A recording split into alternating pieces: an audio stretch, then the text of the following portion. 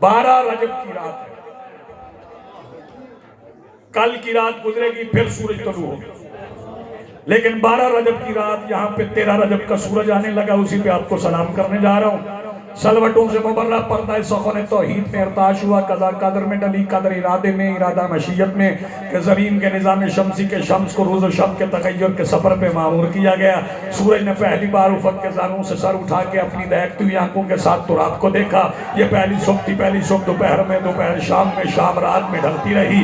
سورج اپنی تنہائی کا سفر طے کرتا رہا، اللہ جانے کتنی صدیاں گزر گئی، سورج اپنی تنہائی کا سفر طے کرتا رہا، سورج اپنی تنہائی کا سفر طے کرتا رہا۔ پھر سورج کی انہی دہکتی ہوئی آنکھوں کے سامنے اللہ کے ہاتھ نے زمین سے مٹی کی مٹھی اٹھائی، مٹی کی یہی مٹھی بطول کے ہاتھ مہر کا اترا ہوا صدقہ لے کے پانی سے مخلوط ہو کے زندگی بن کے زمین پر ادھر آئی۔ اس پہلی زندگی کا نام آدم رکھا گیا۔ سورج نے آدم کے چہرے کو دیکھا تو کہنے لگا ٹھیک ہے مسجود ملائکہ ہے، لیکن یہ بھی میری طرح اسی صاحب الامر کے امر کا پابند ہے، جس نے مجھے طلوع ہونے کی اجازت دی تو میں طلوع ہونے پہ مجبور ہوا۔ وقت گزرتا رہا، سورج کی انہی آنکھوں کے سامنے نوح کی ہچکولے کھاتی ہوئی کشتی کسی نفس مطمئنہ کے اسم کی تاثیر سے اطمینان کے ساتھ کنارے پہ پہنچ گئی۔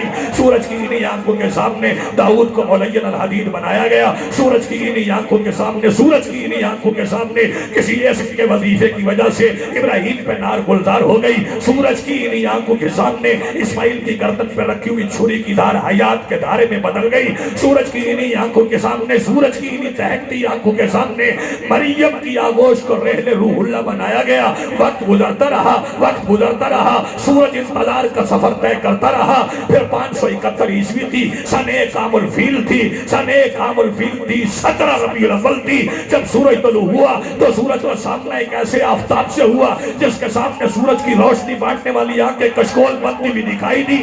اس آفتاب کا نام محمد تھا۔ اس آفتاب کی اطاعت میں سورج کے 30 سال پلک چھپکنے میں گزر گئے۔ پھر 30ویں سال کی آخری رات تھی کہ کائنات کے محتمم نے عجیب اہتمام کیا۔ رات ہی رات میں سورج کی سرمئی نقاب پہ ناد علی کا تعویذ لکھ دیا گیا۔ ساری رات سورج چھپ کے دیکھتا رہا، ستارے رقص کرتے رہے، فرشتوں کی پلکوں پہ روکا ہوا نور کا پانی شبنم بن کے کعبہ کے در و دیوار کو غسل دیتا رہا۔ رات ڈھلتے ڈھلتے ڈھل گئی کہ آدم سے لے کے عیسیٰ تک ہر نبی نے دربار نبوت میں درخواست بھیجی، اللہ ہمیں بھی اس جشن میں شرکت کی اجازت چاہیے۔ حکم پروردگار ہوا، اپنے مصلے اٹھاؤ، زمین پر اتر جاؤ، لیکن مصلے ایسا بچھانا کہ تمہارا قبلہ ابو طالب کی حویلی بن جائے۔ سارے نبی زمین پر اتر آئے۔ وقت ڈھلتے ڈھلتے ڈھل گیا کہ فجر کی ساعت میں نماز ہونے کی سند لینے کے لیے نماز کے دروازے پہ کھڑے ہو کے نماز ادا کی کہ سورج نے طلوع ہونے سے کچھ دیر پہلے پھولوں کے کان میں سرگوشی کی۔ پھولوں نے خوشبو سے کہا، خوشبو نے صبا سے کہا، صبا نے ہوا سے کہا کہ خوشبو صبا اور ہوا نے مل کر صبح کی ڈولی تیار کی کہ کعبہ کے دروازے پہ وجعل لی من لدنک سلطانا نصیرا کی دستک ہوئی۔ خوشبو نے صبا میں ڈھل کے دستک دی، کعبہ کی بیتاب فضا نے مچل کے کہا کون؟ خوشبو کہتی ہے دروازہ کھول، 13 رجب کے سورج کی پہلی کرن آ گئی۔